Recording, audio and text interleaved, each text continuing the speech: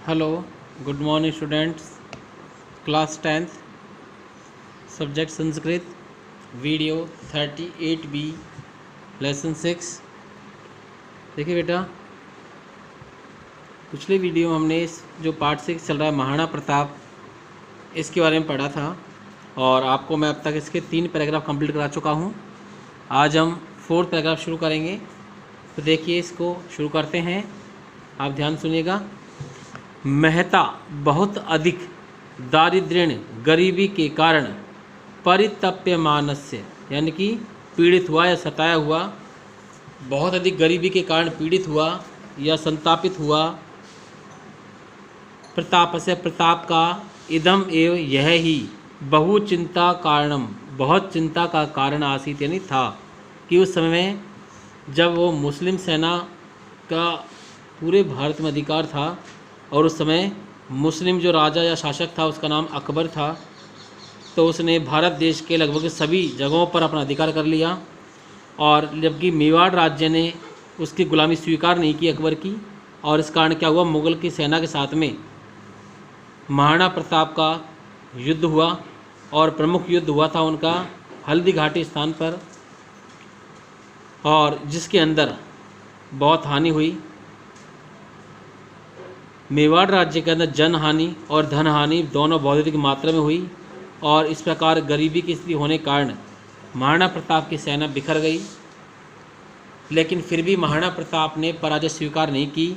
उन्होंने अपने संकल्प को, अपने दृढ़ निश्चय को पूरा करने के लिए जंगल गुफाओं तक में निवास किया, घास की रोटी भी ग्रहण की, लेकिन वो अपने दृढ़ निश्चय से नहीं हटे। अब उनके सामने एक ही चिंता थी कि सेना को कैसे एकत्र करें और उसको प्रशिक्षित करें, ये उनकी चिंता कारण था। लेकिन उससे बड़ी चिंता ये थी कि उनके पास इस समय को धन नहीं था। तो बहुत अधिक गरीबी के होने के कारण महाराणा प्रताप बहुत अधिक चिंतित थे। प्रतापस्य चिंता, प्रताप की चिंता को विभाव्य जानकर या समझकर भामाशाह नाम के कश्चित किसी श्रेष्ठी सेठ जी ने काले समयात, समय आने पर, किमपि कोई महत कार्यम कर्तुम, महान कार्य कर्तुम यानी करने के लिए भावितुम सोच रखा था। प्रताप की चिंता को समझकर भामाशाह नामक किसी सेठ ने समय आने पर किसी महान कार्य करने के लिए सोच रखा था। तो वह प्रतापम, प्रताप के निक्षा पास गत्वा जाकर उवाच बोला, वह प्रताप के पास जाकर बोला, प्रभो, हे स्वामी, अहम मैं भवत वंशस्य सेवक है, भवत यानी आपके, वंशस्य यानी वंश का, सेवक यानी सेवक हूँ, मैं आपके वंश का सेवक हूँ। मम हस्ते, मेरे हाथ में, प्रभुतम बहुत अधिक, धनम धन, विद्यते यानी है, मेरे हाथ में बहुत अधिक धन है।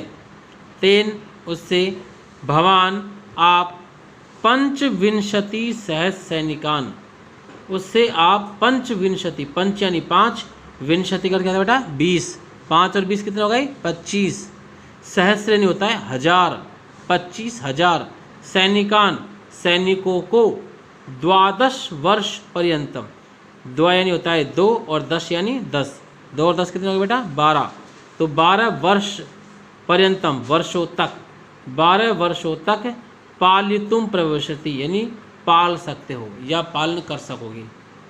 यानी भामाशाह ने जो महाराणा प्रताप को धन दिया वो कितना था, वो ये बताने चाह रहे हैं कि जब उन्होंने धन दिया तो कहा कि महाराज ये इतना धन है कि इससे आप 25,000 सैनिकों को 12 वर्ष तक पाल सकोगे।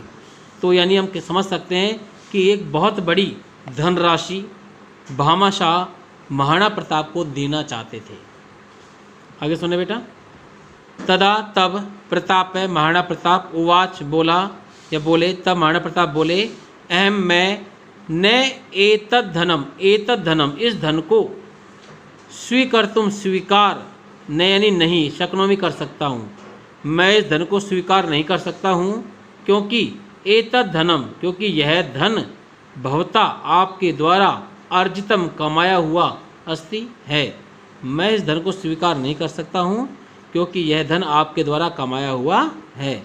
तदा तब भामाशाह प्रावोचत बोले, तब भामाशाह बोले, न एतद् धनम परकीयम, एतद् धनम यह धन परकीयम पराया न नहीं है, यह धन पराया नहीं है। देश रक्षार्थम देश की रक्षा के लिए मया यदि मेरे द्वारा अर्जितम कमाया हुआ इदम धनम यह धन सहायकम भवे सहायक होता है।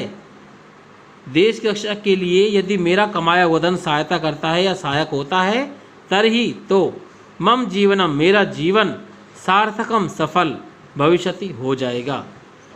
देश की रक्षा के लिए यदि यह मेरा धन या मेरे द्वारा कमाया गया धन सहयोग करता है या सहायक होता है तो मेरा जीवन तो सफल हो जाएगा। भामाशाहस्य वचनम श्रुत्वा भामाशाहस्य भामाशाह के वचनम वचन को श्रुत्वा सुनकर प्रतापस्य मन महाराणा प्रताप का मन या महाराणा प्रताप के मन ने असीम सांत्वना नाम, असीम सांत्वना का होता है अत्यधिक संतुष्टि, असीम जिसकी कोई सीमा ना हो, यानी ऐसी संतुष्टि जो कभी समाप्त ना हो, तो असीम संतुष्टि को आप्तवान प्राप्त किया। तो समझ आ गया होगा बेटा आपको ये। तो भामाशाह के वचन को सुनकर महाराणा प्रताप के मन ने असीम संतुष्टि को या कभी समाप्त नहीं होने वाली संतुष्टि को प्राप्त किया। तो इसके अंदर ये शब्दार्थ हैं, ये आपको लर्न करना है।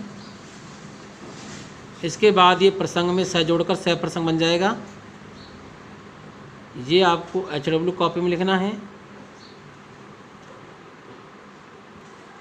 इसके बाद इसका जो हिंदी अनुवाद है ये भी आपको HW कॉपी में करना है। ठीक है बेटा। तो आज के वीडियो में बस इतना ही। Okay students.